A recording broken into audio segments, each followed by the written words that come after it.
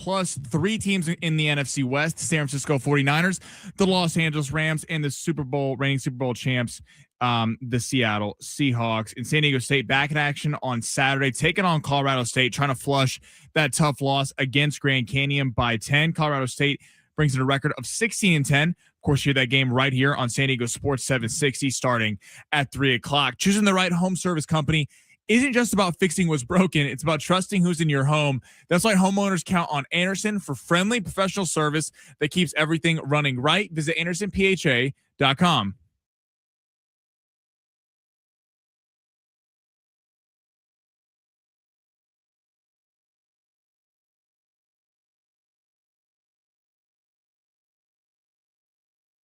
And let's get it going on a Thursday. What's going on, everybody? Ben Fletcher, Sammy Long with you till 2 o'clock today. John Schaefer is going to take over then. We got a busy one for you. Couple guests joining the show today. We got Amahl Pellegrino, excellent player on SDFC, a superstar of that team who towards the end of the season last year ended up being one of the primary pieces, especially with Chucky Lozano not being a part of the team towards the end there. With Milan Alaski after his exit, Amahl Pellegrino, along with Anders Dreyer, became one of the biggest stars on the team. So really excited to talk to him ahead of the second season of SDFC play. Coach Kentera is going to be joining us coming up at 1:30 today to talk about those San Diego Padres and the flurry of moves that got made over the last weekend. And Sammy, I'm dealing with some new headphones today, and I'm not sure I like them yet. You don't know what it's not comfortable in your ear? What's going on? They're more comfortable, I would say, but I just don't know how long these are going to stick. These are like fancy schmancy in-ear monitors, which is the new craze in talk radio because not everyone wants to end up being like Steve Hartman, deaf. He is. If you ever got a chance to put on Steve's headphones, it's alarming how loud they are. It's bad. And now I work with Travis Dale, who has the same thing going on. And so these are supposed to be better for your ears, but I think I kind of hate them. So we'll see if they last. I'm going to use them for the first segment. We'll see if they last into the second segment today. But let's start with the Padres because Dennis Lin had an article out in The Athletic that I thought was kind of fascinating and asked a question that I don't know that we've really asked yet. So largely, I would say the San Diego Padres fan base is excited about what happened last week. I would say largely me and Sammy are excited about what happened last week with the Padres. And I was impressed with the amount of moves they were able to get done, the amount of holes that they seemingly filled up that were on this roster heading into yesterday. However, the question should probably be asked is, did the Padres actually get better with all these moves, or did they just spin the wheel? And that was the question Dennis Lin asked in the article. And I thought Dennis did a really good job of kind of leaving it up to your imagination to answer it. And so I figured we'd talk about that today, because when you think about the amount of moves that got made, they bring in German Marquez, who struggled with the Rockies. Maybe there's upside there. They bring in Walker Buehler, who is kind of a shell of what Walker Buehler was when he was one of the best pitchers in Major League Baseball. Is he going to be better? There's a lot of upside, but is he going to be better with the Padres? Griffin Canning never really worked out. Nick Castellanos, maybe past the prime of his career. So you look at all these moves they've made. Miguel Andujar hasn't been great since he was a rookie. And what does that actually mean for the Padres this year? How much are they going to actually impact the Padres this year? I think it's a fair question to ask. And while we're sitting here, it's great that the Padres won the last week of the Major League Baseball offseason. But did they actually get better? We'd love to hear from you. 70470. Start your message with the word team. We'd love to hear from Sammy Long. What do you think? It's tough because, so overall, I like the moves. I think let me preface that. I like the moves for the amount of money they were clearly willing to spend. I'm disappointed that you wouldn't have needed to go sign German Marquez and Walker Buehler and Griffin Canning if the Padres forked over a little cash and we're like, you know what, Framber Valdez, you know what, Zach Gallen, we're going to pay the money. And we're going to go out there and get a bona fide fifth starter that we know is going to be consistent, give you a lot of innings throughout the season. And in the playoffs, you can point to and go, that guy we feel comfortable running out there. They opted to go with we're throwing a bunch of shots at the dartboard. We got a bunch of guys, German Marquez, trying to see if he's overlooked. Can Walker Buehler regain his form? Can Griffin Canning turn it into the guy that a lot of people in the Angels organization thought he could be when they, when they brought him up to kind of be alongside Mike Trout and Shohei Ohtani to give you an ace alongside Shohei. But so overall, I like what they did, but you're taking a big risk because I think I'm giving AJ Preller the benefit of the doubt because Gavin Sheets, diamond in the rough, cast off from the White Sox. Nick Pivetta wasn't a cast off, but certainly no one thought that he was going to have the year he had when he left Boston. And with all these pitchers, you're giving them the benefit of the doubt that one of these are going to hit, including your Matt Waldrons, including your JP Sears, including those guys. But if they don't hit, and also for looking at the pessimistic side, there's a reason all these guys were affordable for these level of contracts and not getting big deals. If they don't hit, then we're sitting here going, the Padres are extremely thin at the top of the lineup, and you're relying on Pivetta to have the exact same season he had last year. You're relying on Michael King to be healthy the entire season, as well as Joe Musgrove, who is coming off a massive injury in his own right. So if one of these guys pops, AJ Preller looks like a genius doing it again with no money. If it doesn't, we're going to look back and go, they got passed by the Giants and the Diamondbacks and teams that went out and got more certified stars. That is the proper attitude to have here on February 19th. I think, Sammy, you kind of nailed it on the head. It's like AJ has done this, but how can you have a hit rate of 100% as a GM? And he really hasn't. But when you think about the moves he's made, especially at starting pitcher, leading into a season, they've all seemingly worked over the last handful of years. And is this the year it doesn't work? Well, he's given us no reason to think that. So we'll see. With like maybe Griffin Canning comes out and has one of these years where it's like he totally revitalizes his career and he goes and signs a 5-year contract with the Royals, because I think that's what Seth Lugo did. So we'll see with all of these guys, but that's kind of the process you have to take. And I kind of equated a lot of times to, you go to someone's house sometimes and they have a lot of stuff, Sammy. Then maybe they spent a little bit of money on a lot of stuff when one really nice thing could have done the trick. Like, I kind of feel like that's what the Padres did here in the last couple of weeks. Instead of getting the $2,000 couch, you went and got you got 5 or 6 folding chairs. Right. And guess what? 5 or 6 folding chairs might end up being great and might be perfect for the whole party, but you probably should have just gotten the couch. One of them might have a great ass print. Okay. Hell yeah. But it doesn't mean that those rock hard chairs are always going to work. All right, text line before we get to the big three here, and feel free to weigh in on the Padres. I'd love to have that kind of be the running thread throughout the show today, is did they actually get better? The one move that I say unequivocally they got better is Nick Castellanos. Even though he's 34, even though he might be over his prime, I love that move because the dude is going to have a chip on his shoulder this year, and he might hit 22, 23 home runs for the Padres, which is all you're asking him to do. Text line before we get to the big three, 913. Sammy, are you ready to have a great show? I said it, Sammy. Are you ready to have a great show? I'm ready to have a great show. I apologize. I forgot to do that today. 858, Arizona not covering the spread last night was vile. Bro. Sammy and I spent 20 minutes before the show talking about Arizona not covering the spread. AZ. How many layups are you going to miss in the second half, Arizona? God, we were about to be rich. Covered without their star in the second half, who scored 20 because he had cramps. Gonzaga. Did you put quotes on those cramps? Yeah, the cramps. Arizona, very disappointing. We had that spread. We were a couple bunnies away, winning by 7 points, unacceptable. We were about to go 3 for 3 last night. If you don't know what we're talking about, it's something called long shots. If it's your first time trying us out, Sammy puts together a little parlay or a combination in California speak that you can place any of these trading websites. Coming up at 12:45, we'll have a brand new one. 619 says, I saw Sammy out and about wearing a free Rasheed shirt yesterday. Is that true, Sammy? Were you wearing a free Rasheed shirt? No, I was not. Are you sure? I was not wearing a free free Rasheed shirt. The one thing I will say, we believe in second chances. In the justice system, you're always innocent until proven guilty. So I think we should give Rasheed Rice that same courtesy until he is convicted of a crime. Yeah, we'll see. 913. It reminds me a little of the same feeling as Jason Hayward and Connor Joe. Yes, we knew these names, but were they really value added? Only time will tell, boys. Really agree. That's the right opinion to have on February 19th. And probably one of these guys is going to be a spring training superstar. That always happens every year. And it's probably going to be a little bit of fool's gold, and we're all going to fall way too in love with them. That was Connor Joe, by the way. And we'll see if they actually have an impact on the team come Major League Baseball time, which we're coming up in like a month. There's going to be baseball games being played on a regular basis. Can't wait for it. Excited for it. All right, let's get to the big three here of our number one. If you missed it, Amahl Pellegrino, superstar for SDFC, is going to be jumping on at 1. Coach Kentera at 1:30 this hour. It's these two guys. Sammy, go ahead, smash it. Your lunch break is here. Ready to go back to the office and knock the socks off your friends?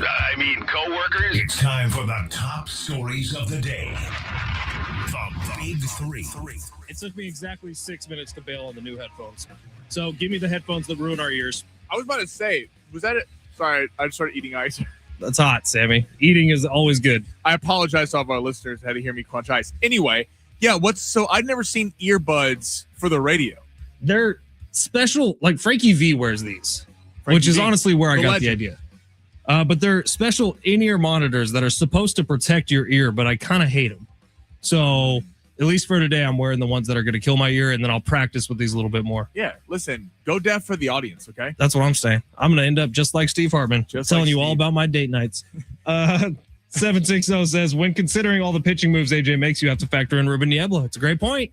Ruben Niebla is pretty dang good at turning guys' careers around. Sammy, where you want to go? All right, we're heading to college basketball. So actually, the game we're talking about, we touched on it for a minute. So Kansas covered the spread for all of us last night against Oklahoma State. They had a big first half.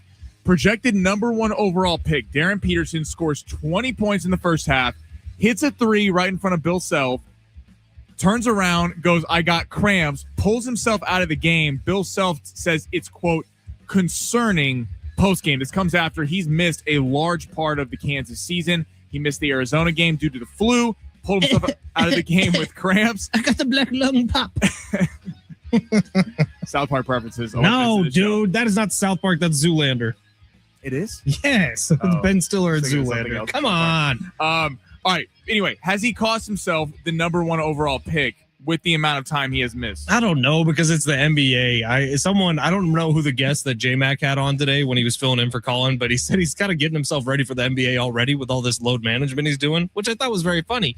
But I don't know that he cost it, because it's clear to me when Darren Peterson is on the court, he is the best player in college basketball.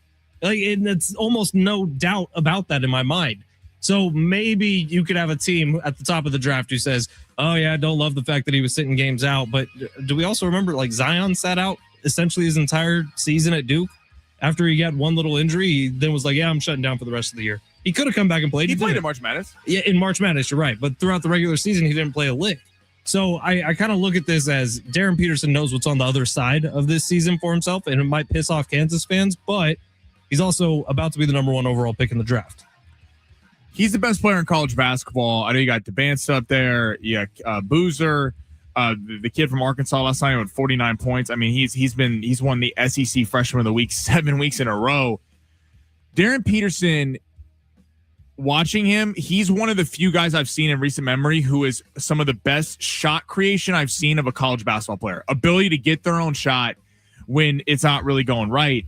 But if you're load managing on a 28 game college basketball season, if I'm the number 1 pick, if I have a choice of Boozer, DeBansta, Peterson, all these guys, it's Caleb Wilson, who's hurt now from North Carolina, excellent player. And these aren't like, oh, I had a knee injury. That's a possibility where I'm sitting out because I'm going to be the number 1 pick and I'm not going to mess this up. Flu and the cramps are things that Michael Jordan scored 60 points on a flu game. Okay, like there's a difference between guys. Kobe, they said, used to have random bandages on his arm because he'd have injuries and he didn't want the media and the team to know about it. There's a mindset change from guys who are like, I'm playing no matter what, and guys who are like, yeah, I'm not really feeling it tonight. But Kobe and MJ don't exist anymore. That's gone. That's a gone era of basketball. I don't know when we get it back. If we get it back, I hope we get it back, but that's gone. Peterson seems like he's already an NBA player. If I had the number 1 overall pick, I would be really concerned that, because it's not like before where guys weren't getting paid. I could kind of get it more. I'm like, all right, well, I'm not going to mess up my NIL situation. How much is he making? I'm not sure the exact number. He's making a ton of money. If he chose Kansas and every team in the country wanted him, Kansas paying him a boatload of cash, and yet he's not really living up to it. But I wonder if he drops because of this. We'll see down the stretch though if he's the number 1 pick. At least $2 million. At least on the low end, it's $2 million. All right, get this. Now, I never thought this would be a story. Dude, he signed with Adidas in high school. That's kind of crazy. Yeah, well, they're getting deals now. I mean, 16. Okay, so as we all know, the Chicago Bears play in Chicago. They play in the city of Chicago, one of the most historic franchises, not only in the NFL, but in sports. Indiana unanimously passes a bill to lure the Bears away from Chicago to build a dome stadium in Indiana. So the Chicago Bears could become the Indiana Bears. I can't wait to hear Brent Sperry's thoughts later, our resident Chicago Bears fan. Fletch, what is your reaction to the Bears potentially becoming the Indiana Bears and moving out of the city of Chicago? You mean the Chicago Bears of Indiana? It's what they might end up being called. Is that serious? No, I don't know, but I would. It'd be insane to just drop the Chicago, even if you're moving states. The Niners, they're still the San Francisco 49ers. They play in Santa Clara. But here's the thing. this feels very much like posturing to me. This feels like what every state, every area that doesn't have an NFL team should be doing to get an NFL team. And I know Chicago's kind of pissed off with their area that they're currently in. I mean, the Bears ownership group, like they would also like to get a new stadium built. So maybe this works. I highly, highly doubt the Chicago Bears would leave Chicago, especially they're entering into this era where like the Bears are back. The Bears are fun again. The fan base is on fire again. It would shock me if it happens, but good for Indiana trying to get it done. Also, what now, terrible. So, but think about a few years from now, when like in the NBA right now, we're having conversations about expansion. A few years from now, Indiana has put themselves in a pretty good position to say, look, we're already motivated. We're already thirsty to bring an NFL team here. Maybe that's the case. The Bears better not go out of Chicago. They're not. This is Chicago's the third biggest city in America behind Los Angeles and New York. Chicago needs a football. Is that true? Team. Yeah. In terms of market size, in terms of variability. Chicago needs a football team. This is one of the most historic sports towns there's been. The Chicago Bears are, even though they've been terrible for so long, to your point, they're finally good now. And to rip them out, I don't like this like from a Chiefs fan. The Chiefs are moving from Missouri to Kansas. Not that I really care, but they're taking away a site known as Arrowhead, which is a historic place to play, and building a dome. I hate it. You have Chicago. They want to go also crossing state lines. They're crossing state lines. You got Chicago looking to build a dome, Soldier Field, one of the most iconic venues in sports. It feels like in the NFL, everyone's going to a dome because they want to host Super Bowls. But it's like, I'm sorry if you're from other states. Let's just keep it real. As the Kansas City Chiefs fan, no one wants a Super Bowl to be in Kansas City. No one wants Super Bowl to be in Indiana. Minnesota, they talk about when they had the Super Bowl, was one of the worst Super Bowl fan week experiences there's ever been. Because it was snowing like crazy. The Super Bowl needs to be in Miami, Los Angeles, Phoenix, Dallas, New Orleans. I'll be honest, Atlanta was pretty dope. Atlanta, fine. Again, you don't have weather concerns. The weather wasn't great, but it was a pretty sweet city to have the Super Bowl week. I mean, you have big cities with a lot to do. I'm sorry. No one wants to go to Minnesota or Indiana for a Super Bowl week. That's just crazy. Right, but can't you see the logic behind Indiana putting their name out there? So if expansion talks ever come down, it's not just the usual suspects that are getting mentioned, but Indiana gets thrown in also. I understand why Indiana wants them. I'm just saying, if you're the Bears ownership and you're considering this, shame on you. Let's go to Signed, Sammy Long. Signed. Shame on you. Players were polled at the NBA All-Star Game. Okay, who's the best player in the world?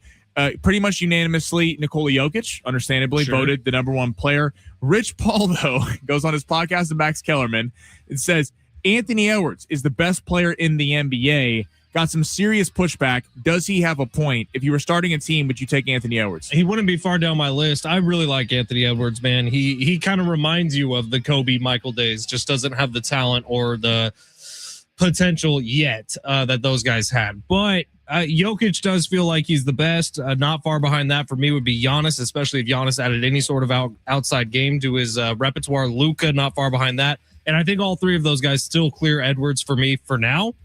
But that doesn't mean I'm not saying Anthony Edwards would be my second or third pick if we're talking about redrafting the entire NBA. Anthony Edwards is pretty high on my list because of the mentality, because of the talent, because of the athleticism, because of the fact that he plays both ends of the court.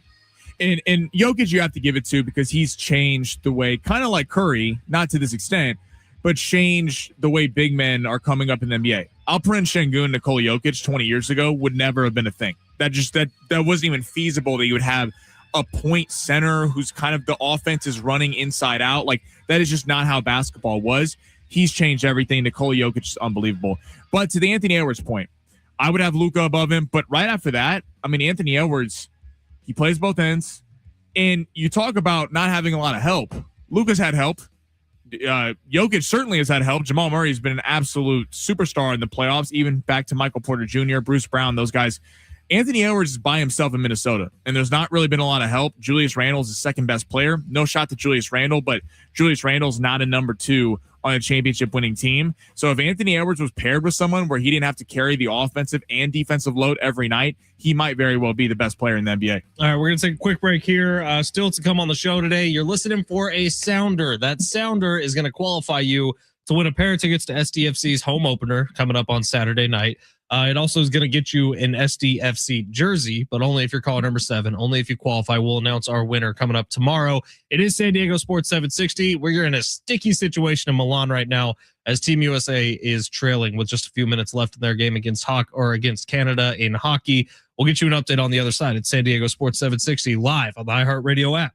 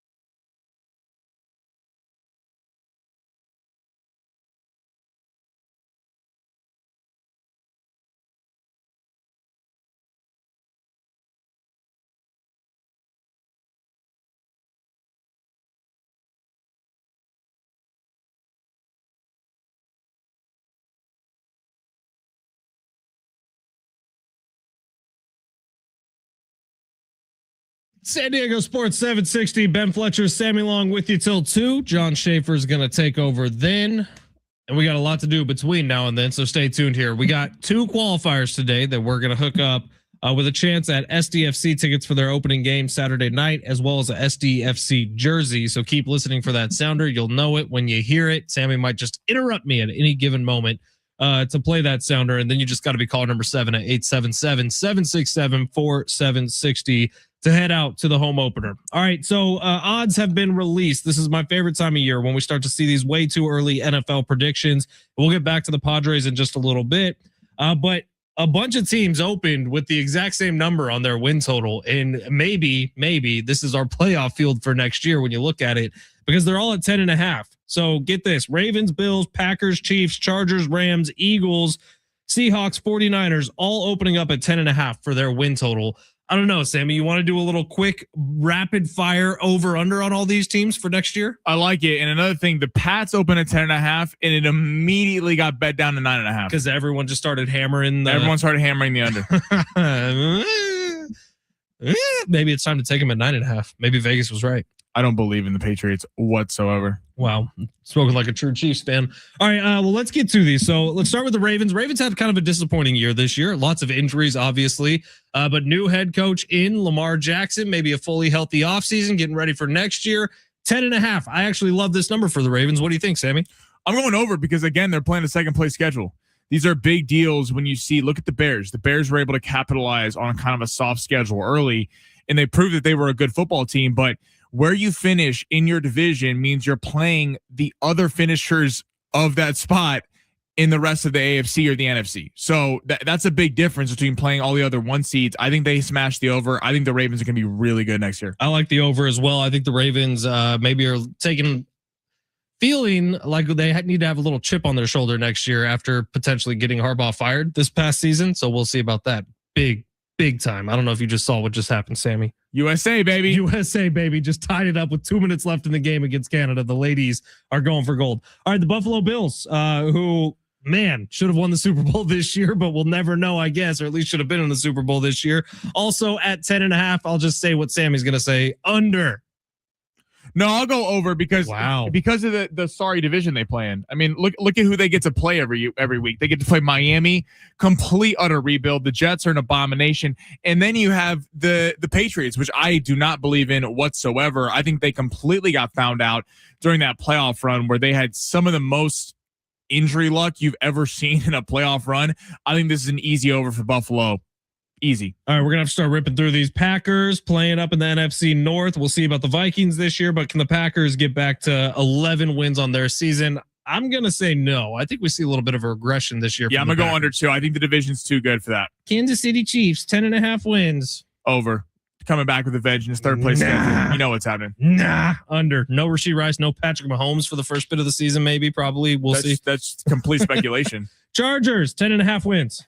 I like the over. I think the Broncos are falling back in this division. I think the Chargers and the Chiefs, it's going to be a 2-man race next year. The Chargers playing a good schedule, getting the offensive line back, going over. I also like the over for the Chargers a lot. I actually, if I had to pick right now a team out of the AFC that I could see making a Super Bowl run next year that you wouldn't expect, it would be the Chargers. Wow. Rams out of the NFC West. There's actually 3 NFC West teams on this list. That's what's crazy. Rams. They can't all have over 10 wins. Right. Yeah, it's almost impossible. Well, did they do it this year? I think they may have done it this year. Those 3 teams.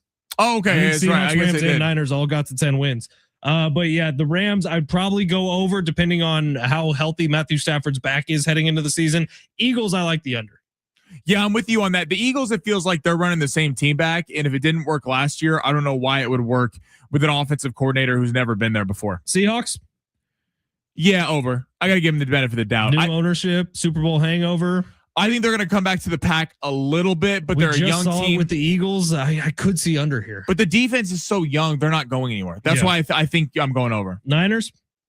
I'm going to give your Niners an over. I think I'm not. You're not? No. I'm going to give them a rough season for the Niners.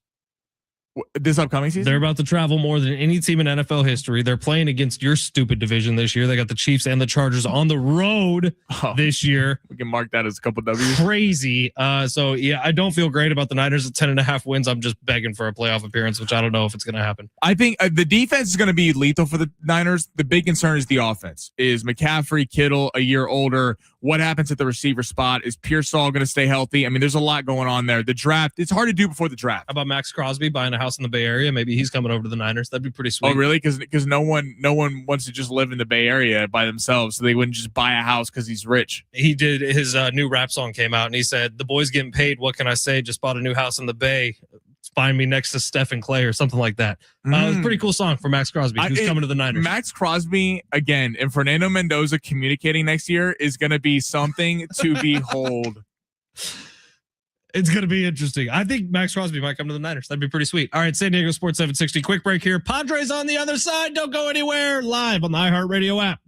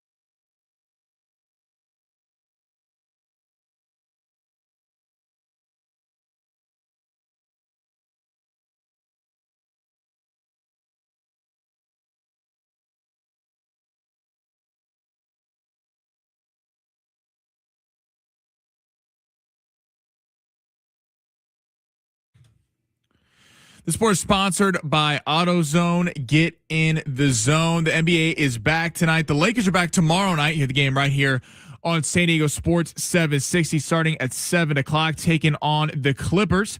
Lakers currently have a record of 33-21, while the Clippers 26-28. And the Aztecs back in action Saturday, 3 o'clock, taking on Colorado State. Hear that game right here on San Diego Sports 760. An Eagles star right tackle, All-Pro Lane Johnson, is set to return for the 2026 season for Philly. Starting Stronger starts at AutoZone, where they've got battery solutions in the form of free battery testing, free battery charging, and replacement batteries that fit your needs. That's what makes them America's #1 battery destination. Get in the zone, AutoZone.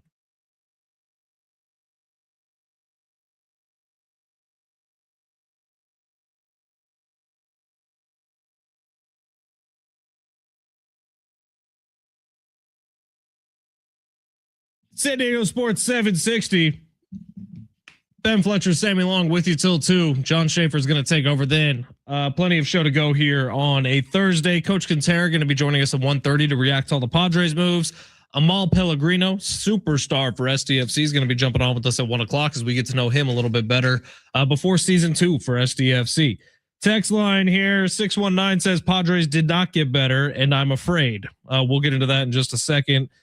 And let's see, YouTube, Jay Silves saying afternoon, boys, America. And how about Michaela Schifrin? Did you see this, Sammy? Yeah. Last night, Michaela. The Shalom skiing. Getting gold medal for Team USA. That's right. Dropping F-bombs on live TV right after. Michaela knows. Popping espresso martinis, dropping F-bombs on TV. Kind of love to see it. That's about as America as it gets right there. Yeah. We got the Olympics been fun, man. I've really been getting into them. And it was slalom skiing. If you remember just a few weeks ago, Sammy thought it was shalom skiing, and it was a funny thing that they need to change it to shalom. It's a better name than slalom. Yeah, shalom's already been taken, Sammy, by a religion. Yeah, exactly. It can be used for both.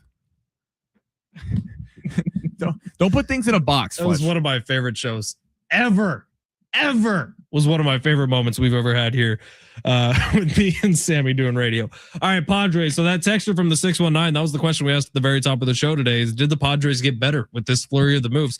And I do think it's a fair question. I mean, they made a lot of moves. How much substance was made in those moves, though, is the real question. And you look at what they did. I think at first base, obviously you gain more power. Luis Arraez was your starting first baseman for the majority of last season. Luis Arraez, while hitting for contact and getting on base a ton, I don't know how much he impacted winning for the Padres. Nick Castellanos is going to hit bombs. That's the one thing we know he'll do, although he may hit 225 while doing it. I'm saying if Nick Castellanos comes out and hits 255 with 22 home runs, you're considering that an absolute win, especially because you're paying him the vet min. When you look at the pitching rotation, we'll see what happens with them, but it's a bunch of flyers, and you're hoping one of them sticks, right? So German Marquez struggled at Coors Field. Maybe he's better at Petco Park. Walker Buehler was excellent for a few years, has sucked for a couple years. We'll see if it's better at Petco Park with Ruben Niebla as the pitching coach. And Griffin Canning, and just keep naming off the names, all the moves they made. We'll see how much better they actually get. There's the big question about the pitching, and that's going to hang over the heads. By the way, Texas 70470. Start your message with team. Where do the Padres stack in the NL West? Are they the clear number 2 favorite to the Dodgers? I think people aren't really like the pitching. It's tough because if the Padres are fully healthy, I think they're a real team to be reckoned with, because you do have a top 3 before you even sign any of these guys. You have a top 3 of Musgrove that, when healthy, is a fantastic starter. Nick Pivetta had an unreal season last year. Michael King. But the problem is, because those are the only 3 guys that you can really look to and count on, all guys have question marks. This isn't like a Yoshinobu Yamamoto or a guy where you're like, outside of him getting injured, this is a bona fide star. Nick Pivetta, they were looking to move him, remember, for a large part of the season, or part of the offseason, because it kind of felt like, did they think that he performed to the best of his abilities last year and it's only going to go down? I hope that's not the case. Nick Pivetta was unbelievable last year. You're just counting on a lot of Michael King, Joe Musgrove, and Nick Pivetta. King and Musgrove coming off a massive injury. King struggled to stay healthy through times last year. It just feels like the Padres, once again, they have star power. They have a lot of talent. They have one of the best bullpens in baseball. I believe they had three relievers on the top 10 in the ESPN list, with Miller and Morahone, and Estrada was an honorable mention. So the bullpen's great. And could they be a problem for people? 100%. It just feels like over 162 game season, injuries are going to happen. And it doesn't always bode the best that when your calling card is a bullpen. Look at the Dodgers. The Dodgers had in the 2024 playoffs the best bullpen in baseball, awful starting rotation. Next year later, one of the worst bullpens in baseball, the best starting rotation. So I'm not saying the Padres bullpen's going away. They're expected to be very good. But when that's the calling card of the team, that's one of the riskiest propositions to hang your hat on a bullpen, which is very fluid from year to year. And hope isn't always a great strategy, but you are kind of hoping that none of those big three get injured and that all of those big three perform well this season. And what can you actually expect realistically from Joe Musgrove this year? It's great that he's talking to media and saying things like, I'm fully healthy, I'm a full go, blah, blah, blah, blah, blah. But he is coming off another Tommy John surgery in a very serious situation for Joe Musgrove. Like, how much can you expect out of him this year? Is it 20 starts? Is that the number? Because that's not really enough. And Michael King, same sort of thing. So we'll see with all these guys, but that's also just not a great strategy, the whole we'll see thing. And is it already at the point where you're just kind of saying, all right, do whatever you got to do to get into the postseason and see what happens from there? I just think that the last few years it's felt like with the Giants, outside of the 1 year where they beat the Dodgers for the division, the Giants have been down. The Diamondbacks had that, magical World Series run, but even that was them sneaking into the playoffs and getting really hot, beating the Dodgers, beating the Phillies, getting to play the Rangers. It feels like it's kind of only been the conversation in the last few years of Dodgers Padres. Padres are the threat to the Dodgers. And while the Padres, I don't think got worse, and maybe if one of these guys hits, they're going to get a little bit better. But it feels like the Giants and especially the Diamondbacks, just because of Burns and some of these guys just getting healthier, had super high expectations last year and they kind of fell short because of all the injuries.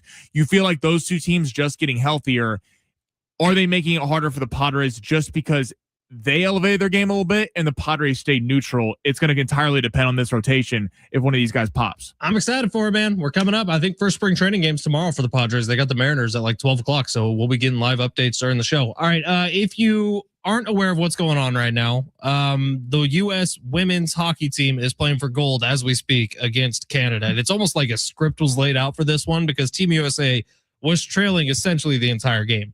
2 minutes left. Empty net for Team USA. The ladies score a goal. It was Hillary Knight. Congratulations. Yeah. So it's tied up heading into overtime now. So we got more Distracted Radio coming your way. It's San Diego Sports 760. On the other side, Anders, 1v3. Anders on his left, Anders, goal! El Paletero! Padam, padam, pum, padam, pum, pum. Golazo! What was that? Where'd that come from? That's the sounder that you need. So call 877-767-4760 if you want to qualify to win a pair of tickets for this Saturday's SDFC game against Montreal. It's at Snapdragon Stadium. Plus a jersey. If you're our qualifier, you get thrown into a hat with a ton of different people who will be drawn out of tomorrow to win those SDFC tickets and that jersey. Our grand prize winner will be announced tomorrow afternoon. San Diego Sports 760. Long shots coming up next. Sammy, make us all some money live on the iHeartRadio app.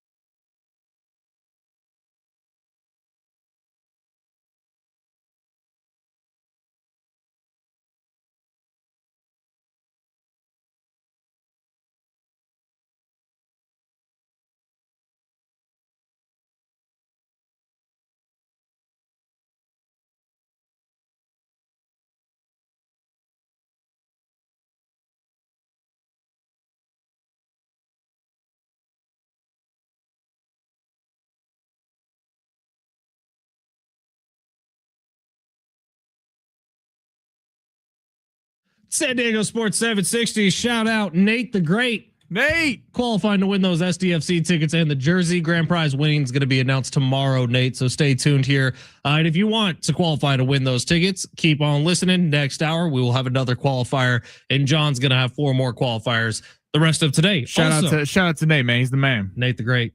Welcome in, pal. Stick around.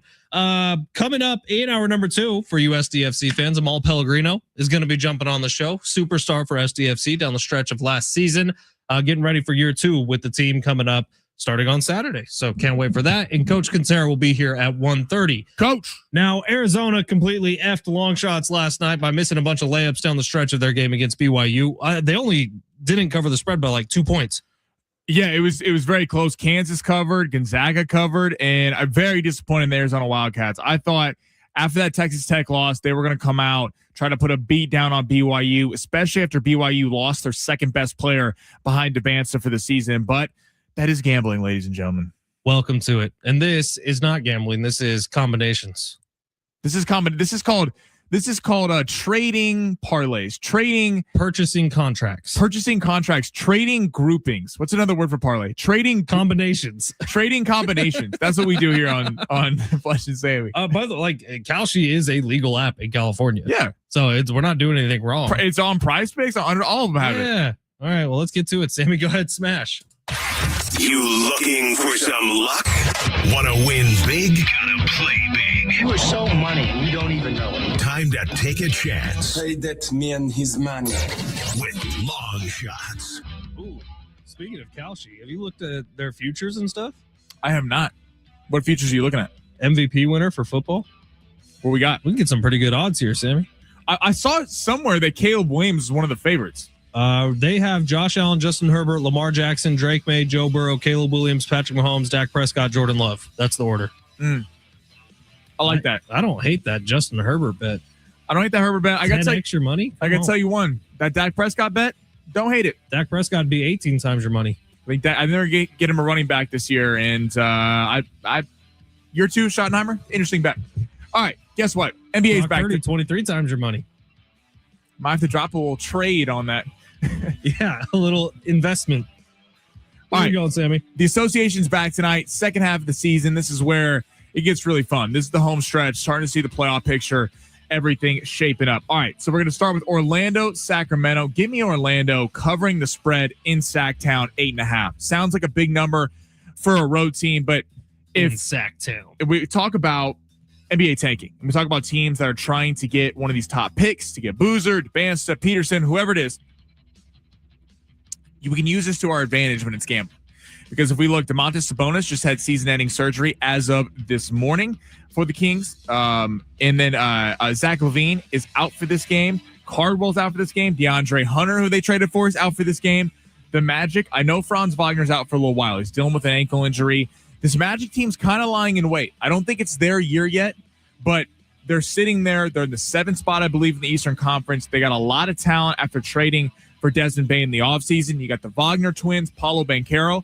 They don't get talked about a lot because it's Orlando, and Orlando doesn't always have the biggest market. But got distracted there for a second. Like USA Hockey, dude, this is crazy. Sorry about that. Stay locked in, Sammy. I'll watch the game. Don't worry. USA, we save one right there. All right. Anyway, Orlando covering the spread 8.5. I know Wagner's out. I think they pummel them on the road. The Kings are trying to lose. They're trying to get one of the top picks. We're going to take advantage of some tanking. Give us the Magic minus 8.5. All right. Pistons, Knicks. Now, people who follow the NBA are going to go, Sammy, what the hell are you doing with this pick? Give me the Knicks minus 4.5. And yes, I know that they have beaten them the last 2 times. The Pistons have beaten the Knicks by 30-plus points. They have owned the Knicks. The Pistons have made it a point after the Knicks beat the Pistons in the playoffs last year. Throughout the season, they've been like, we want New York. We want them in the playoffs. We think we can exploit them. Cade Cunningham has been fantastic. Jalen Duren. Just the countless development of young talent that Detroit has done. They've kind of pulled in Oklahoma City. They've kind of done what Oklahoma City's done by acquiring guys who are cast-offs from other teams and developing them. The Pistons, there's a reason why they're the number 1 seed in the East. But tonight, give me the Knicks minus 4.5. The Knicks may have the most pressure of them on almost anyone in the NBA because the Knicks were supposed to kind of be the crown jewel of the Eastern Conference. After Halliburton went down, you didn't have the Pacers to deal with, who beat them last year. Then you had Boston, who was expected to kind of take a step back. They haven't. They've been great, but Jason Tatum is not there. We see if he comes back. Now, all of a sudden, you got the Cavs making some noise. You got Philly making some noise. You got Detroit making noise. And the Knicks are kind of sitting there going, this is supposed to be our year. The Knicks have to gain some confidence and win this game tonight. If you're a New York Knicks fan, this is a massive game for the Knicks to prove to yourself that you can beat this team. Jalen Duren is out. Some of the bigs for Detroit is out. So, although Karl-Anthony Towns has not always been the kindest to long shots, I think that they're going to be able to take advantage of them. Karl-Anthony Towns, as well as Mitchell Robinson, they're going to be able to take advantage of them down low. I think they cover the spread at the Garden, covering 4.5 points against the Detroit Pistons. And then we're going to go to the night game. Give me Nuggets, Clippers. Nuggets 4.5 point favorites on the road. Give me the Clips. The Clips are kind of at a crossroads here. I know Darius Garland is out tonight. They've got the Lakers tomorrow, so they got a big back-to-back here with the Nuggets and the Clip in the Lakers. But Clippers, Benedict Mathurin working his way back in the lineup. I think him and Kawhi are going to be able to take advantage of this Denver team. We're looking at Denver. A lot of their role pieces are out. Jalen Pickett has had a really nice year. He's a game-time decision. Peyton Watson, who has really stepped up when Jokic was out, is out tonight. Aaron Gordon, out. Bates, out. So there's a lot of talent. A lot of the forward spots for the Nuggets are out tonight. I think the Clippers are a team made to beat you if you don't have enough forwards. With Kawhi, a lot of young talent coming up the pipeline. Benedict Mathurin. I think they're going to be able to take advantage of the Nuggets tonight. Give me the Clips plus 4.5 on the front side of a back-to-back for them to cover the spread. So to recap, Clippers plus 4.5, going to make a statement coming out of the All-Star break against the Nuggets. Magic going to beat the crap out of the Kings tonight. Orlando minus 8.5 with Sabonis and Levine out for Sacramento. And then give me the Knicks to cover against the Pistons minus 4.5. Despite them getting blown out 2 times earlier this year, I think tonight is the Knicks' night. They need the game a lot more than Detroit does. They're going to make a statement at the Garden. I know we're all really locked in on what Sammy was just doing with long shots, and I did follow it to a T, and I want you to know that, Sammy. This is the craziest freaking hockey game I've ever watched in my life. Yeah, overtime hockey is one of the most thrilling things in sports. Because these ladies are going back and forth. It seems like there's a open shot on every possession. I don't know how the goalies have been keeping this game still going, but man, Team USA with a hunt all the way down the rink to stop one of Canada's goal opportunities. And the stinking goalie is a catcher back there. This is crazy. Well, and how about yesterday? Quinn Hughes in overtime. American hero. Dude, NBC, Brent Sperry had this yesterday, so I'm going to give him credit for this, but NBC said they would have had a heart attack. Canada and the U.S. got taken to OT yesterday, and if either one of them lost, it would have jeopardized the gold medal match that everyone wants to see on Sunday. NBC was the happiest people in the world yesterday after America and Canada came through. Yeah, Quinn Hughes is now a household name for good reason. Oh, my God, there it is. We just won it. Team USA, gold, baby. But there it is. Ah! How about it? Hell yeah. Ladies, that was awesome, man. That was very, very cool. Well done, Sammy. That was very, very cool what just happened in Team USA hockey. Congratulations. The ladies just won gold. All right. Well, we're going to take a break here. Hour 2 is coming up next. We're going to start off hour 2 with Amahl Pellegrino, who is a striker on STFC, not Team USA. A little distracted here. And then Coach Kentera is going to be jumping on as well. Very, very cool moment for Team USA, the lady hockey team, just winning gold over Canada. All right, San Diego Sports 760. You're listening live on the iHeartRadio app.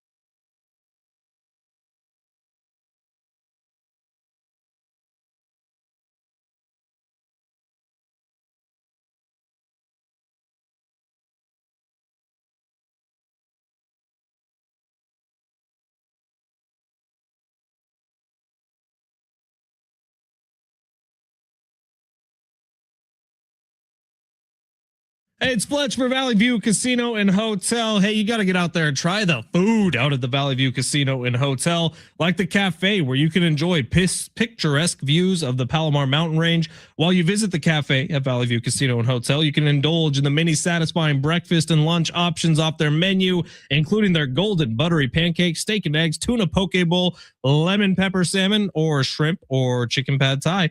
Get on out to the cafe at the Valley View Casino and Hotel, because no matter what you're craving, every menu option is available at any time for your enjoyment. And while you're there, don't forget to join the Players Club. You'll get $10 off your meal at the cafe. And when you join the Players Club, you're going to get over $200 in free offers to use at San Diego's favorite casino. Talking about free offers to enjoy instantly, like $10 of more play, which is free slot play, $10 of match play, which is table game play, $20 to the Black and Blue Steakhouse, $10 to Patties and Pints, $10 to the cafe, $10 to Sticks or Stacks. The list goes on and on. And the more you use your Players Club card on all your favorite slots or table games, the more rewards you're going to earn, like complimentary dining, free hotel stays, luxury gifts, and invitations to exclusive events and more. Man, TD and I were just out there a couple weeks ago. We had the Austin Burger at Patties and Pints. It's unreal. You got to try it out. All guests 21 and over are invited to enjoy the casino, hotel, and restaurants. And as always, you can learn more by visiting valleyviewcasino.com.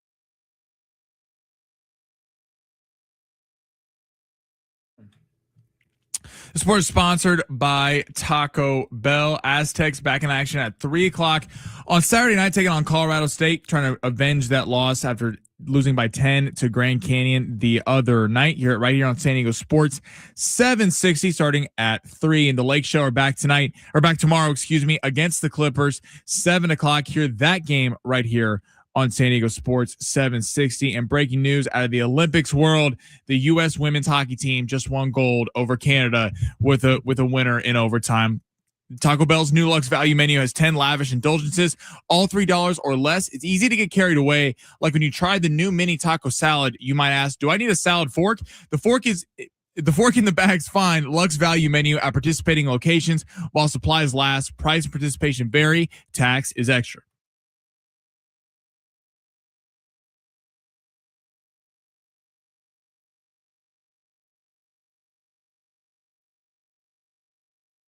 Tower number 2 here on San Diego Sports 760. We got Coach Kentera jumping on in 30 minutes to talk about all the moves the Padres have made over the last week. We got Amahl Pellegrino, striker for SDFC, who's going to be joining us pretty soon here, or winger for SDFC, excuse me, is going to be joining us pretty soon here to talk about the upcoming season for SDFC, their goals, their aspirations for year 2 after year 1 was such a success.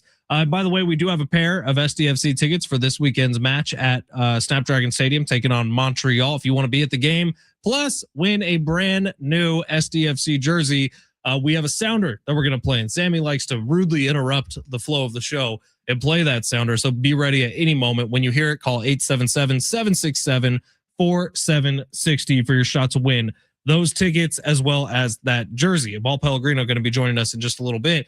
But for a second here, and hopefully everyone was watching this live, and I'm not spoiling anything for anyone, but spoilers ahead.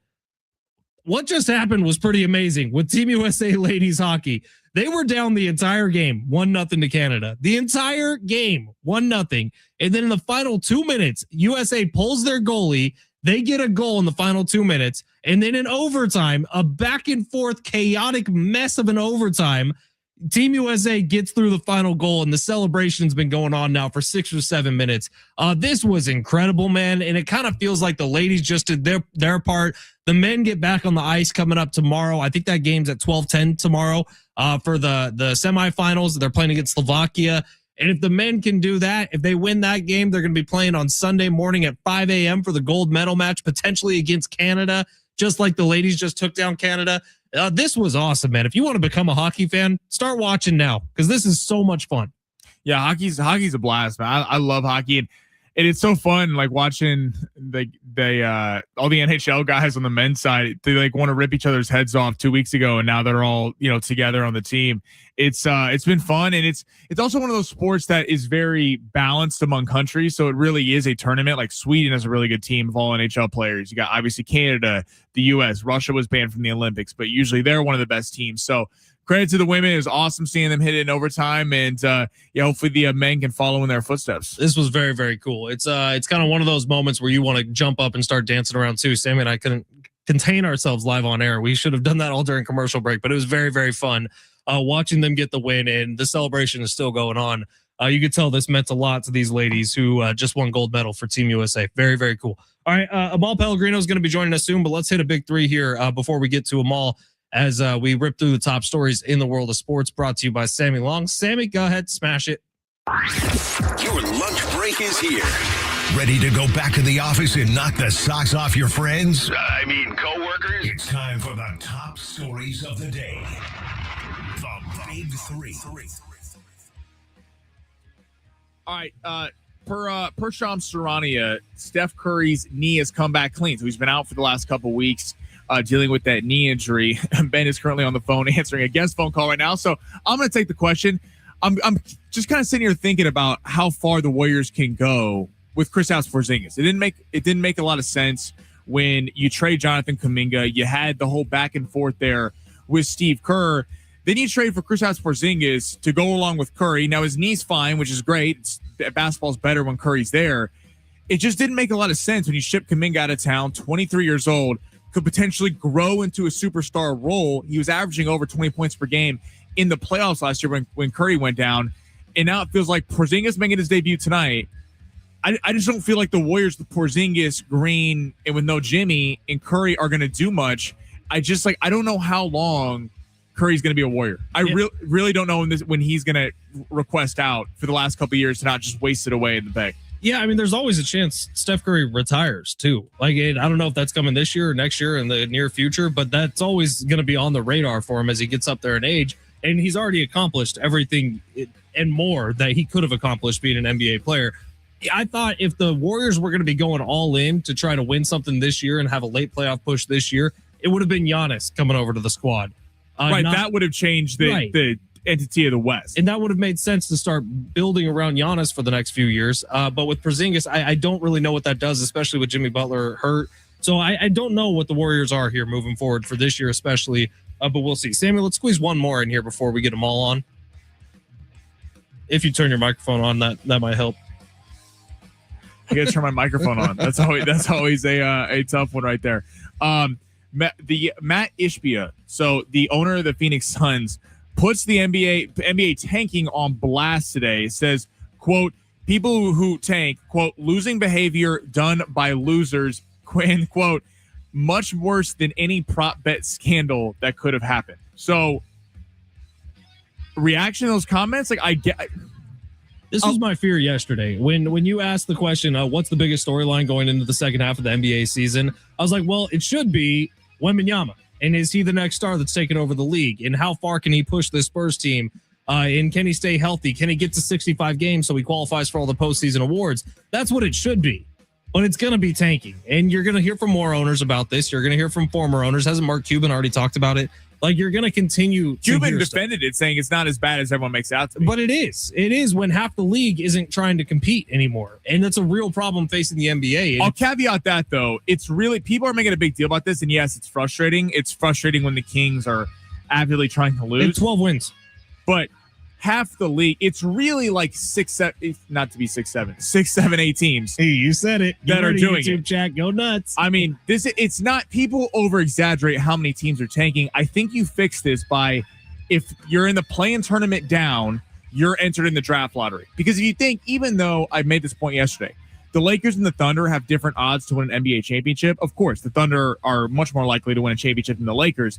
The Lakers sitting at the 6th spot have a chance to go do something in the postseason versus one of these teams like the Suns sneaking in that we all know at the end of the day is not going to win a chip. So tanking can be fixed, but right now, I mean, if you're the Kings, you got to find a way to get star talent, and the only way to do that is by tanking. All right, let's bring on our next guest. His name is Amahl Pellegrino. You know him for his excellent contributions down the stretch to SDFC. He had 3 goals on that playoff run that SDFC went on. So we'll start it off like this. Amahl Pellegrino, welcome to the show. My name is Ben Fletcher. That's Sammy Long. It's a pleasure to meet you, my friend. And congratulations on the year that was for SDFC. Thank you very much. Thank you for the warm welcome, and nice to meet you guys. Yeah, man. It was so much fun watching you guys this past year. Obviously, it's new for this market, having a professional soccer team here, dominating the way you guys did. It was just so much fun to be a part of down the stretch. And we felt like we got to know you for the last half of the season as you kind of stepped up and took on a bigger role with the team. What was that like for you going through the year where early on it was still you were a big part of the team, but then all of a sudden the goal scoring responsibility started to come your way? What was that like for you? No, I came from a little bit different and difficult moments in San Jose. I didn't play so much, and I was out from the game for a while, and I had a small injury in my Achilles, and when I came, I wasn't truly fit yet, but with the weeks, with training with San Diego, it went week by week better and better. And the last part of the season, I felt like I showed myself, and I was like enjoying my game again. So it was really cool to come to such an amazing club with insane atmosphere in the stadiums. We talked to Chris McVeigh yesterday, and I asked him this question. You know, we talked to Coach Varas and everyone before the season. Everyone believed in the team, but was there a seminal moment when you knew this team went from being an expansion team and kind of being a fun story to, hey, this team is a legit competitor and can go do some damage in the playoffs? No, I saw it clearly from the first weeks when I watched their game, because they had a clear plan every week, and you just saw they were just building confidence and how they wanted to play. And of course, you change every week because of the opponents and stuff, but their game plan was pretty much similar every week. And you saw it was a special team. And when you come here and you come to the trainings and how we train every week in and week out, then you see that this is a team with a clear idea. And for us players, it's the best to be part of something like that.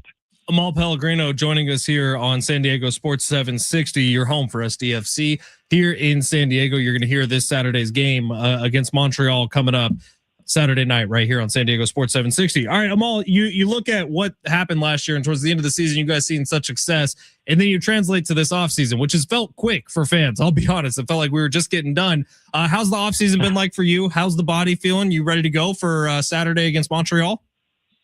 Yeah, we're getting there. It just felt like we took a flight home to Norway, and then we had to turn straight back to work again. So it was a short vacation, but now we're here, and we're looking forward to the fun part now with the games every weekend. And we already started a little bit with CONCACAF, but now with the League too, then it's something cool to look after every weekend too. So we're looking forward for the start.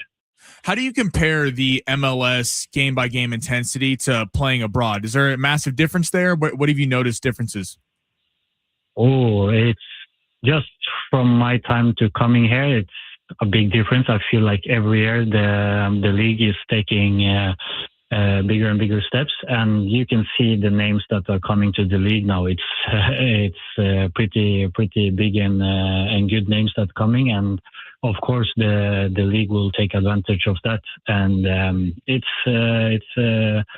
a really good league to be a part of, and that was what I was afraid of, that the league was not going to be as good that I was hoping. But when I came, I saw straight away that it's such big talents in this league, and everyone makes this league competitive. And yeah, it's a pretty good league now. And you're part of that, Amahl. You're part of what's making it great, and that's so much fun, man. Snapdragon Stadium is set on fire all of last year because of your talents, because of Anders Dreyer and all these guys, and including you, that we San Diegans hadn't necessarily heard of before last year, and then immediately falls in love with when you guys get here. What was that like, having the supporters section for SDFC be as bonkers as it was? Because those were some of the craziest environments I've ever been in covering sports, watching those games and understanding how much it meant to people at Snapdragon Stadium. No, it's been insane. It's been amazing. Even my family on the other side of the stadium says this is by far the best we've been through in all of the clubs I played for. And to be the first year, it's pretty insane that you can have this kind of atmosphere in the first year of the club. So they have been doing an amazing job to get people on the same path. And for us players, it's pretty cool to be on the field, because it's like a ghost bump feeling before every game starts. And when you score the first goal here, it's like gives you such an energy boost. So it's pretty cool to be on the field here. What's been the biggest change coming over from San Jose, playing for Coach Varas' system? What's been the biggest adjustment or your favorite thing about his kind of aggressive tactical scheme? No, it's just that every day is as important as all of the other days. It's every day you come here to become a better player. Even if you're 16 years or 35 years, it doesn't matter. You still have things to develop, and that was the thing I liked the most when I came here. And it felt like the same I was when I played in Bodø Glimt in Norway. So that was the best thing to come here. Amahl Pellegrino joining us here on San Diego Sports 760, a winger for SDFC. Amahl, you mentioned you were just back in Norway this offseason. So we got to ask you this. What food is better, Norwegian food or San Diegan food? Here in San Diego, you have everything. So we bring a little bit Norwegian here too. So with the salmon, but the climate here and the food is a little bit better. What is like a staple Norwegian dish? Oh, potatoes and fish. Hell yeah. Fish and potato. I mean, I like that. I eat that all the time. Great. So that doesn't sound too bad. Amahl, it was a pleasure getting to meet you, man. Well, before we let you go, what are some of your like downtime activities? You're not playing soccer. You're not playing football. What are you doing if you're not doing that? I play paddle. Oh yeah, it's like a pickleball kind of, but you're in a cage, right? Yes. Is that fun? Yeah, that's really fun. You should try that. Would that make me lose maybe 20 pounds? Is it exercise or what? The game, the field is short, so you don't need to run so much. But if you become good, then the intensity will be high for 2 hours straight. So it's really good training too, if you understand. All right, Sammy, you got to start picking up pedal. That's what we just learned. All right. Sounds good. Yes. Amahl, pleasure meeting you, man. Thank you so much for your time. Good luck on Saturday. We'll be there cheering you on. Thank you very much, and thank you for the call. Yeah, Amahl Pellegrino joining us right there. Striker for SDFC. Winger for SDFC, excuse me. I always say that. Great getting to meet him. Great getting to talk to Chris McVeigh yesterday.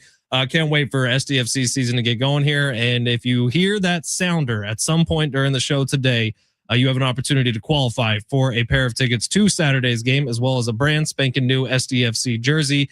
Sammy has total control over when this sounder plays. So keep listening. Once you hear it, call 877-767-4760 for your opportunity to win those tickets. It's San Diego Sports 760. Take a quick break here live on the iHeartRadio app.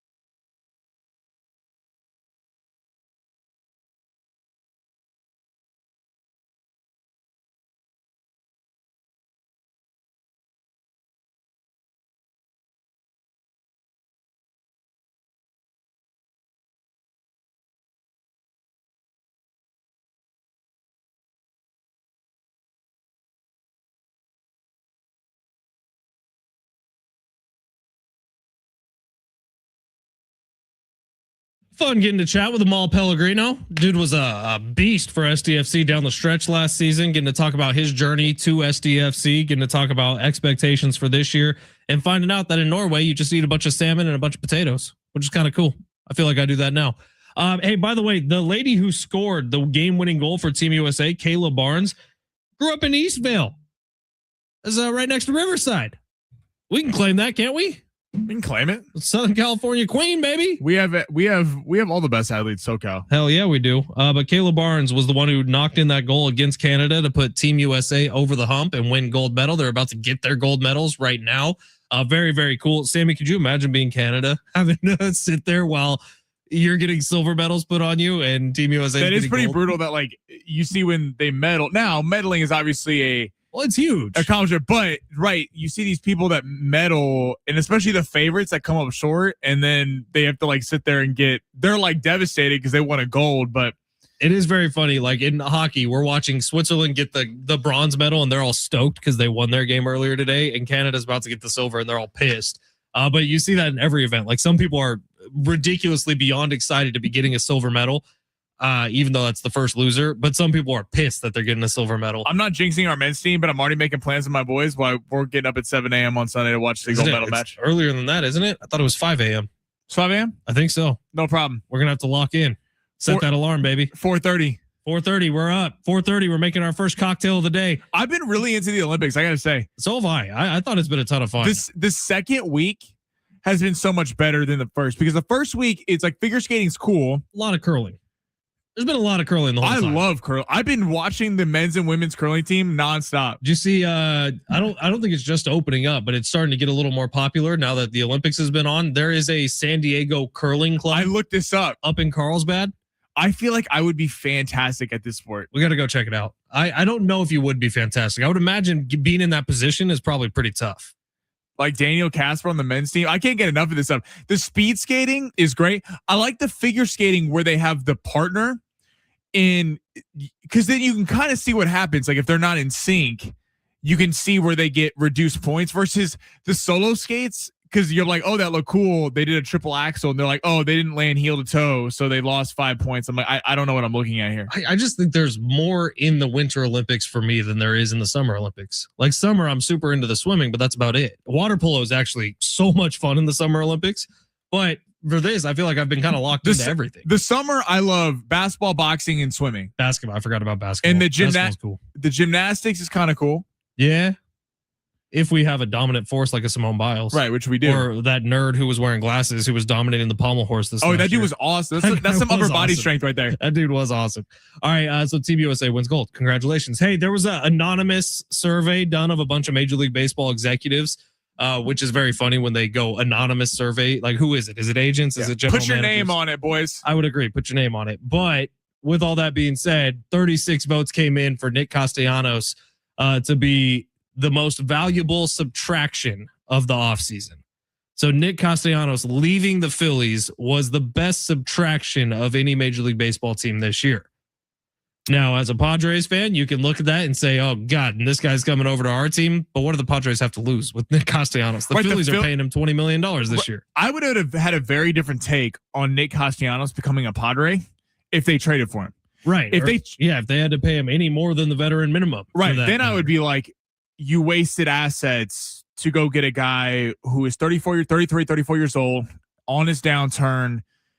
I wouldn't have liked that, especially considering how barren the Padres farm system is. I don't believe they have a prospect in the top 100. Ethan Salas was at 90 and he dropped out recently due to injury. So, but if the Phillies are paying $20 million of his contract and you're paying the vet minimum, and this guy hit one fewer home run than Gavin Sheets last year, and Gavin Sheets hit 252 average, he hit 250. If Nick Castellanos has the exact same season he had last year, he replicated Gavin Sheets' production, and Gavin Sheets was universally praised in San Diego last year. And Castellanos, that's at the bottom. I mean, you're expecting a highly motivated Nick Castellanos, considering they trashed his name on the way out the door with the beard. He was a locker room cancer, all this stuff. I mean, Castellanos, there's nothing to lose. That's with all these signings. Do I think all these signings put the Padres over the hump? No.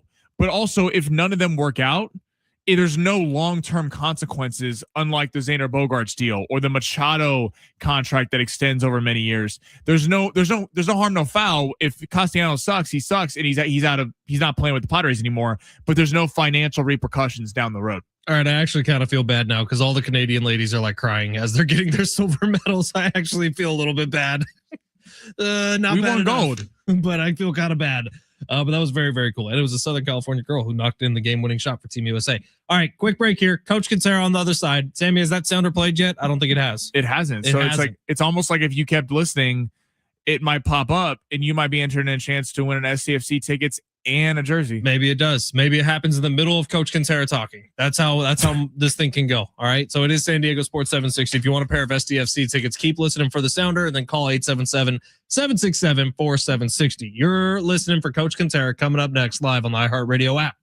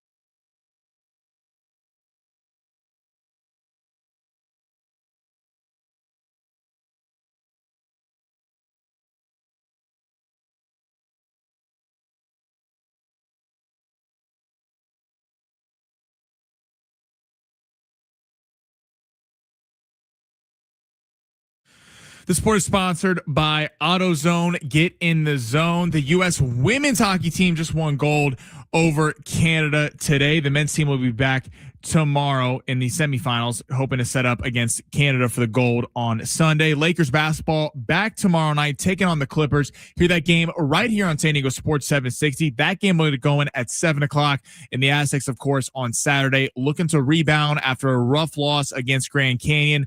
On the Mesa the other night, they'll be taking on Colorado State at 3 o'clock. As always, hear that game on San Diego Sports 760. Starting Stronger starts at AutoZone, where they've got battery solutions in the form of free battery testing, free battery charging, and replacement batteries that fit your needs. That's what makes them America's #1 battery destination. Get in the zone with AutoZone.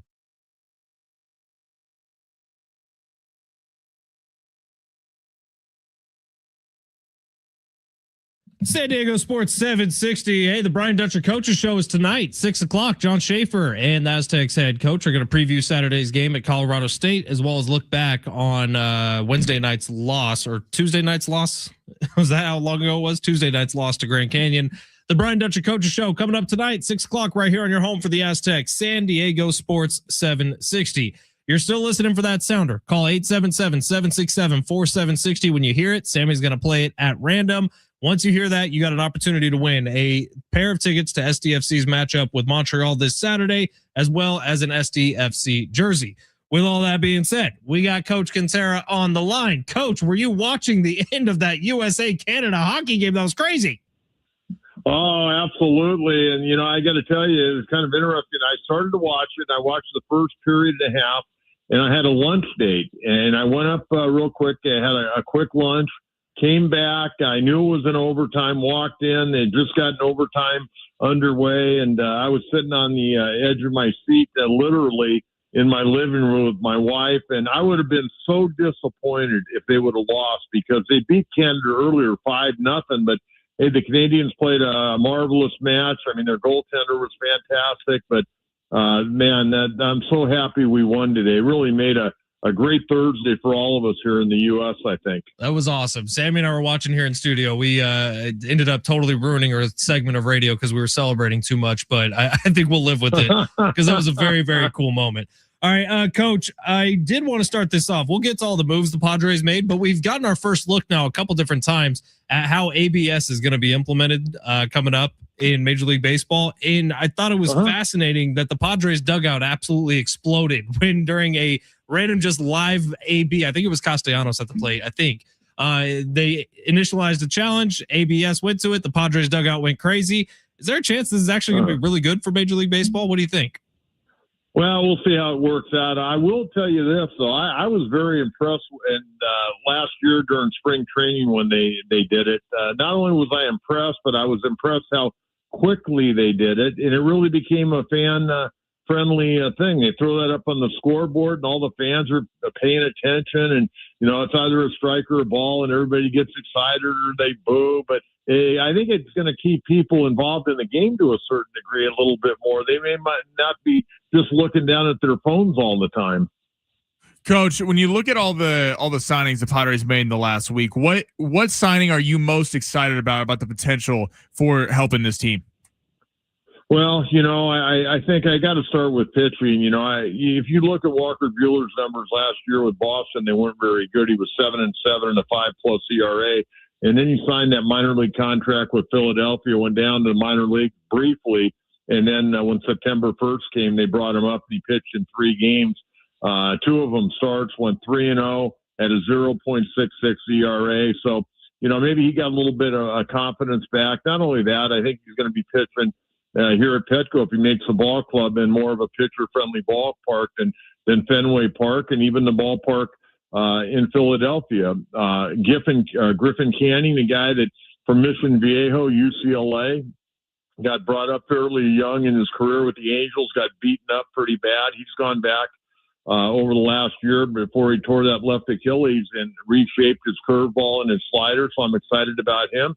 And Herman Marquez, and I think Bud Black probably had a lot to do with getting Herman Marquez to come here. He pitched for Buddy all the time. Buddy was in Colorado.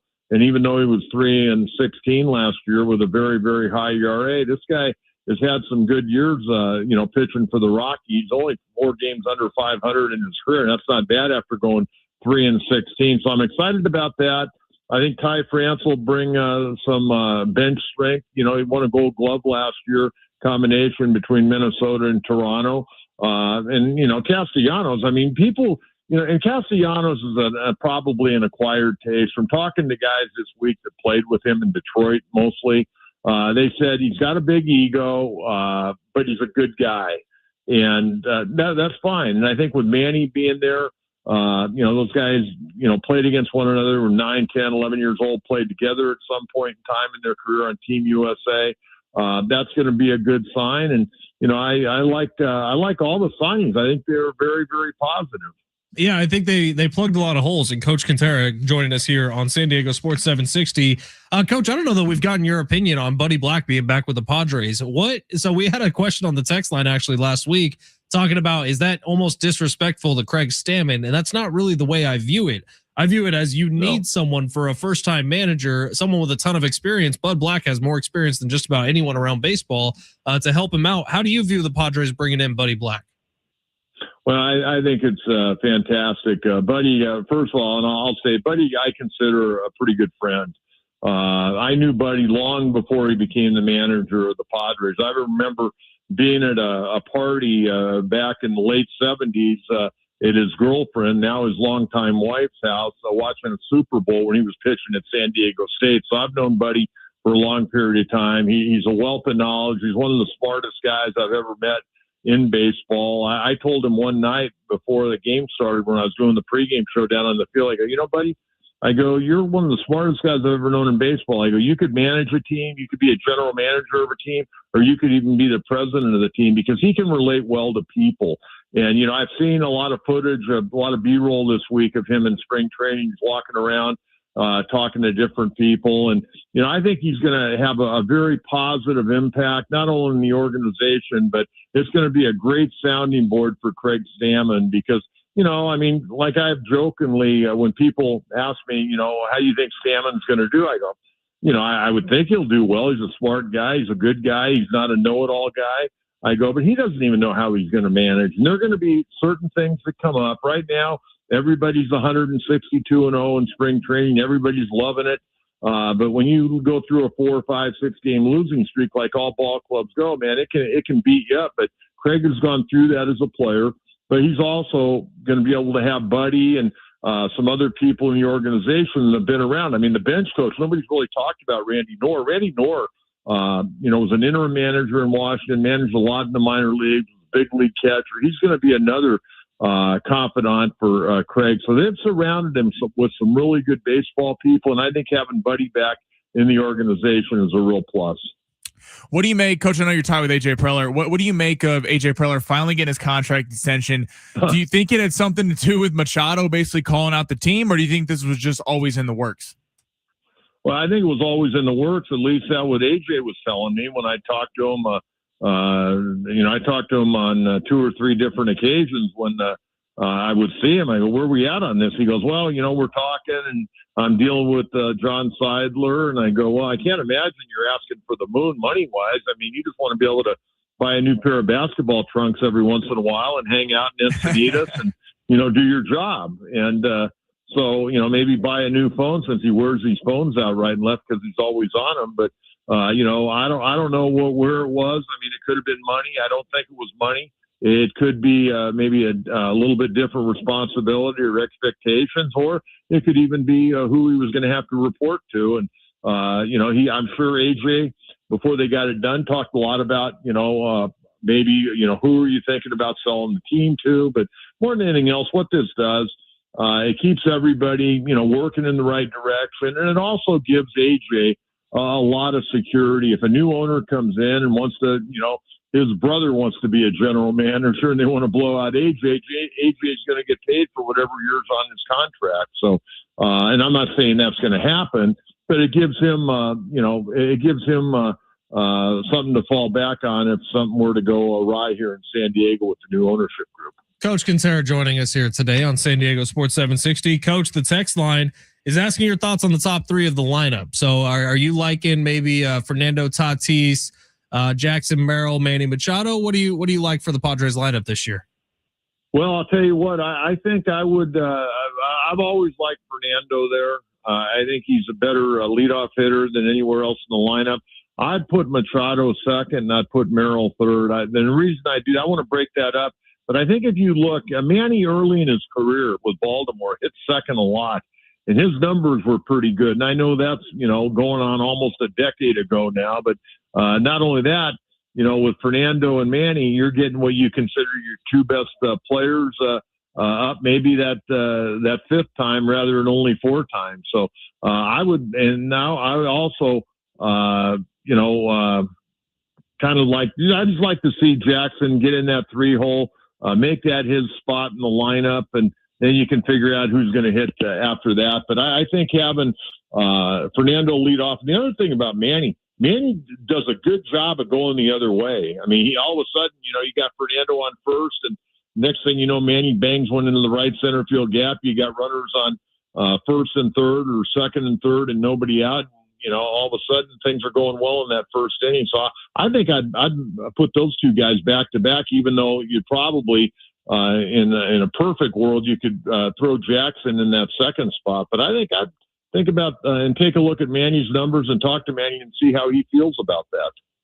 Coach, switching to the Aztecs real quick. Tough loss here the night against Grand Canyon. Do you think they're done with an at-large bid? Do you think they're just going to have to win the Mountain West tournament, or do you think there's still some hope?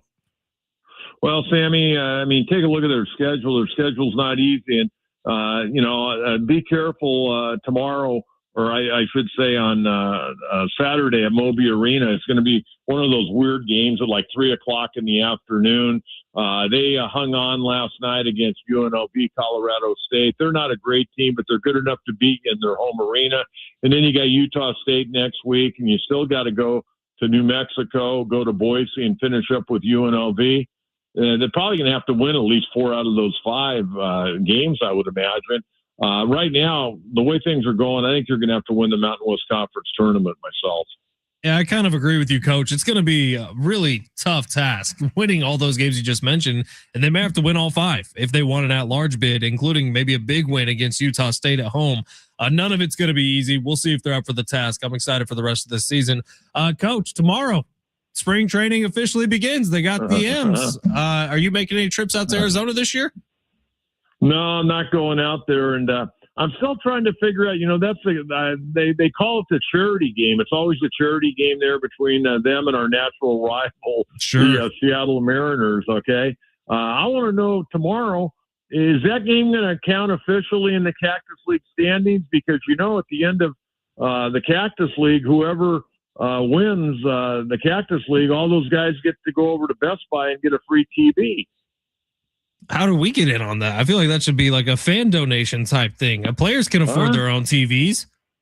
Yeah, I want to win. I want to get a Best Buy TV. I want to win the Cactus League. I'll tell you, Coach, I was at a house for the Super Bowl this year, and the guy who was hosting, he had an 85-inch TV. That's how you do it. And I have a 70-inch TV at home, and I really like it. It's very cool. But when I saw 85 inches, which is a lot bigger than 70 somehow, I figured that's what I needed, and my wife is not on the same page with that. Any advice on maybe convincing my wife to go on bigger with the TV? Well, I'll tell you what, the way your guys' ratings are going in your radio show, that big contract's right around the corner, and you'll be able to buy whatever size TV you want. That's what I like to hear. I've had the privilege of being at Coach Kentera's house, and Coach has a fantastic setup, I got to say. Coach has a big TV? Are we talking 80 inches, Coach? What do you got? What do you got? Not 80, but I got TVs all over the house, man. I don't want to miss a pitch. Right on. Well, Coach, thank you for your time. Looking forward to checking in with you very, very soon on these Padres and all the comings and goings of the team. Appreciate you as always, Coach. Sounds good, Fletch. You and Sammy finish off strong and have a great Friday and a great weekend. And let's go Aztecs for Saturday. That's a big game on the road. Absolutely. All right, Coach Kentera, there he goes. Joins us all the time during the Padres season, in and out of it. Can't wait to check in with him more and more as we keep going. You're still listening for that sounder to win those SDF. On the other side, Anders, 1v3. Anderson is left, and there's goal. El Paletero. Param, param, pam, param, pam, pam. Golazo. Caller number 7, 877-767-4760. You are qualifying to win a pair of SDFC tickets for their season opener this Saturday and an SDFC brand spanking new jersey, not a wrinkle on it. Call right now, 877-767-4760. We will wrap this thing up coming up next on San Diego Sports 760.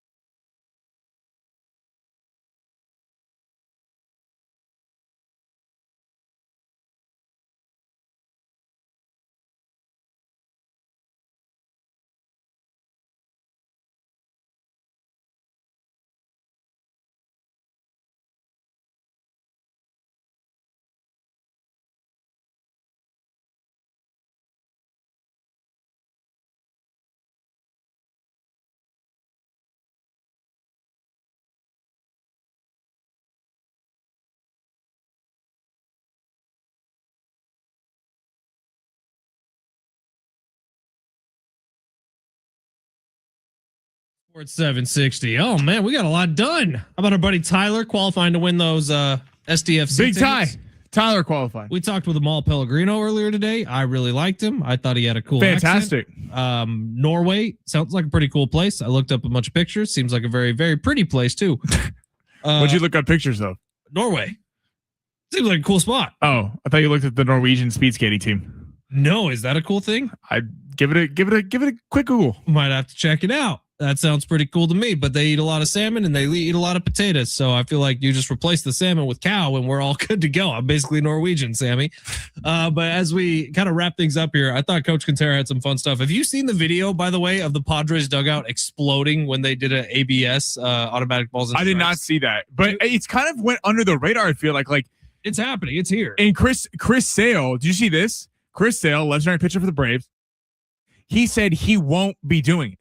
Now, and it was like adamant. He's like, no, I will not be doing the ABS system. I believe in umpires. Well, it's not really up to him. I'm saying he said when I'm on the mound, I will not be calling it ABS strike. Right, but a batter can call it against him. Yeah. That's the more electric one to me, is like when you see the automatic batter, and also strategy comes into play with this. Like, are you going to burn it early? Are certain guys going to be allowed to use it? Certain guys aren't going to be allowed to use it. Like if Manny Machado in his first at bat of the game uses it right away, will Craig Stammen be pissed? Is that something you want to save for later on? Well, I think that's going to be interesting is also what players have the green light to do this. So Tatis and Machado, you figure are going to have a green light. But if Jake Cronenworth's batting in the seventh hole and he pulls it out. If Freddie Fermin in the sixth inning decides, you know what, I'm going to use the ABS. I think there's going to be some real controversy. And it's Coach Kentera's point. I think it will keep fans more engaged because NBA basketball review or college basketball review, the fans, the crowd is chiming in because they're watching the replay. Right. I think that'll happen for baseball. I feel like college basketball needs to expand their challenge system because especially this year with the Mountain West officiating, this is back-to-back games now where Dutch has had to burn a challenge in the first half. That it's just ridiculous. And there's blatant missed calls. But that's another thing. Mountain West officiating, don't even get me started. But with baseball, I think that's going to be a fun little wrinkle this year. So I'm looking forward to it. All right, Sammy, you're sticking around for a little bit, yeah? I'm sticking around. Brent Sperry and I believe John Schaefer is a little late coming back from something. So it's going to be Sperry and Long for the next 30 minutes. Look at that. Unmissable content coming up next. It's San Diego Sports 760. Thank you for being here today. 4 more opportunities in the next 4 hours for you to qualify to win those SDFC tickets. So don't go anywhere. Drive safe in the rain. I've heard it's just started, which is excellent time for me to get out of here. It's San Diego Sports 760. You've been listening live on the iHeartRadio app, and John Schaefer's here. So no, you're not.